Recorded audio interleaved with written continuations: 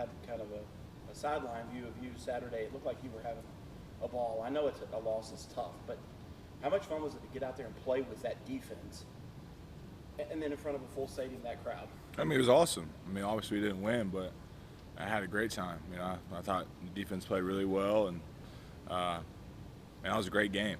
So I think, you know, obviously, like I said, we're disappointed, but there's a lot in front of us. Can you remember the last time that the defense to you played that well against such a quality opponent? Maybe the Natty in 18 or in 18-19, you know, but that was a great performance, you know, on our part. What was Coach Venable's message to you guys after the game and even yesterday, if you saw him? I'm just proud of us, proud of the way we played, proud of, I mean, you know, before the Georgia game, we had a pretty terrible showing versus Ohio State where, man, we weren't physical, we weren't, you know, we didn't play Clemson football. So I think we were just happy that we played Clemson football again Saturday night. We were, you know, mean and physical and, you know, got nasty, you know, in the trenches, and that's how we like it. So. James, in the trenches, you talk about Tyler was in the game. What did you think of Trey Williams' performance on Saturday night?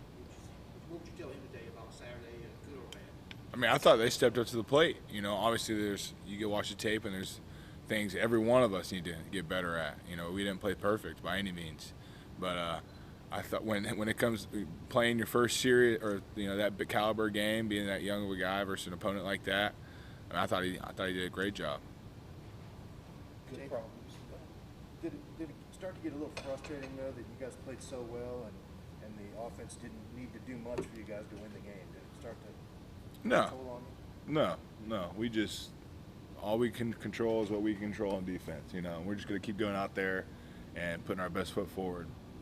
And we're a team, man. It's not, oh, they didn't do this, we did that. It's not that at all. I mean, we're in this together. So, hey, we played good, but I could pull out 5, 6, 7, 8 plays where we got to be better, and we could, change the game on our, from our standpoint. So, no, I wasn't ever frustrated. I enjoyed every second of it. I thought it was a great game. We had our chances, and we didn't take them. And props to Georgia, they did. So.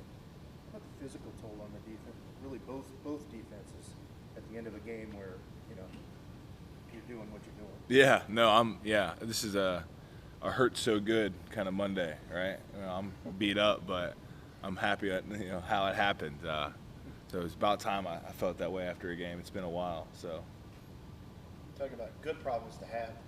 No Nolan, no Lehman to start the game. Jalen and Makuba start. Trey, Rook. See that was coming from those guys, and is it a good problem to have so many functional players? Great problem to have. I mean, we didn't even have TD or Nolan out there, right? And those guys played the way they did. So, I mean, moving forward, man, we just, like I was just saying to you, we got a lot of good problems. So I'm excited, for the defense and the kind of steps we can take. You see from Makuba? Just a great tackler. I hope you all saw that too. Great tackler in space, just real instinctual guy. Just a really good football player. So he just needs to keep stacking him. He's going to be a really good player for us. What about his journey and how he came to playing a sport? He didn't grow up playing football. Yeah, see, I don't even think I know much about that journey. I just know he's a really talented guy we recruited, and he's good at the game. So I ain't even got to break it down with him that much as far as his journey. So, hey, maybe that's a question I need to ask him. But I just think he's just got a really good feel for the game. And he's, a really smart guy. He really, takes it in, learns, and enjoys it. So I'm excited for him, for sure. Natural athletes like that will find their sport, right? Mm-hmm. Yep. Yes, they will. Two-part question. It was physical. Was there a lot of talking going on?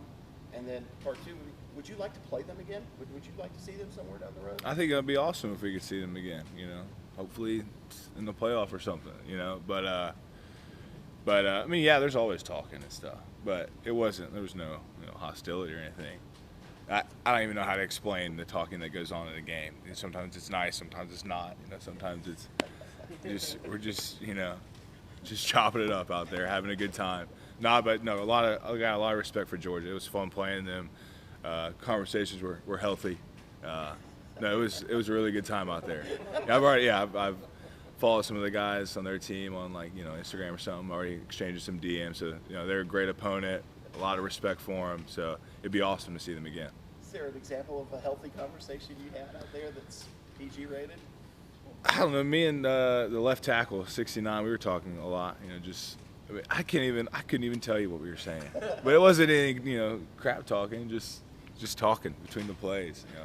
And James Cook, me and him talked a little bit when I was covering him, and they're really good, man. I saw DK out there on punt a little bit, talking to DK. So, man, just a bunch of guys having a good time playing football. That's what happened Saturday night. In this world of college football where it's like everybody wants to score 50, 40 points, how refreshing was it as a linebacker to play a 10-3 game? No, I remember at halftime I was like, oh yeah, this is my kind of game right here.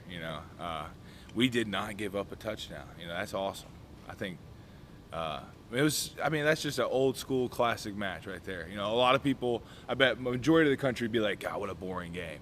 But if you love football, you understand the game of football and defense especially, you really appreciated that one. That was a hell of a football game between both sides. So I enjoyed every second of it.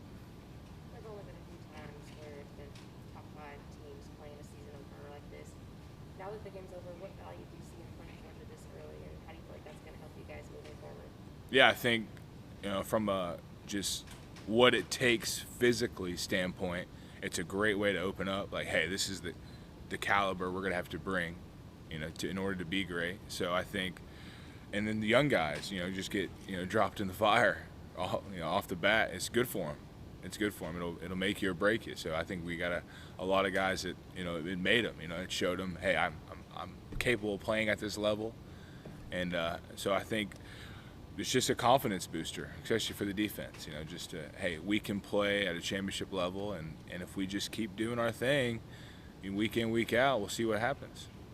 How many guys were in the training room this morning? Oh, I mean, a lot of us are in there,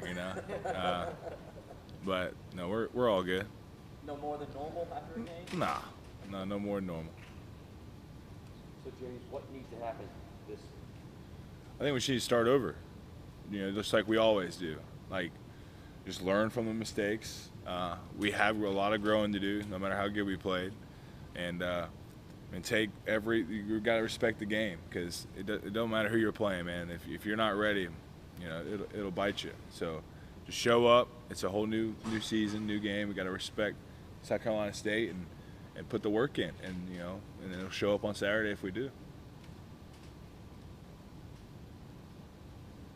Anything else for James here? Anybody on Zoom have any questions for James? Yeah, James, it's Pete Yakabelli from the AP. I just wanted to ask, in this world of super seniors, what's it like in the locker room? Because you're close to 30, and you've got guys in high school, half a year early there. I mean, it's a big spread in different worlds almost that you're going through and they're going through. What's it like mixing all that together in locker rooms? See, I don't even feel old. I don't. Yeah. Everyone wants to make this huge deal, super senior. I mean, there's plenty of people that have had medicals, like, I think of it like this. This is my 6th year, right? 2 of those years, man, I was hurt. I'm not playing. So this is truly my 4th year of healthy football, or hopefully it will be, So to me, I mean, I'm 23. It's not like this crazy thing, Yes, some guys were in high school, or like Jeremiah Trotter was celebrating his 13th birthday, right, when I played my first snap. Like, that stat is weird to me, but I don't feel any older, and I don't think they look at me that way either. I think when you're playing this game and you're around this environment, man, a 50-year-old coach, is still a kid at heart, still enjoying the game. So, and I think that's what's special about ball is, man, it don't matter that age or that difference, man. We're all just love the game, enjoy the game, and it really does bring the kid inside you out. So, yeah, I don't see it that way. Is it still a good time talking to some of these 17-year-olds about their experience in football and maybe even bringing them along a little bit?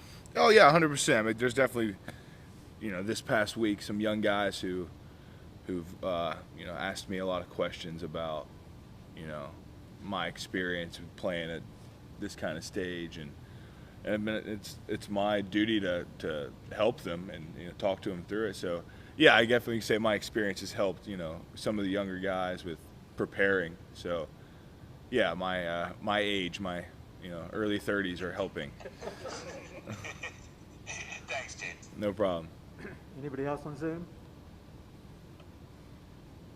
All right, with that, thank you, James. Appreciate you guys.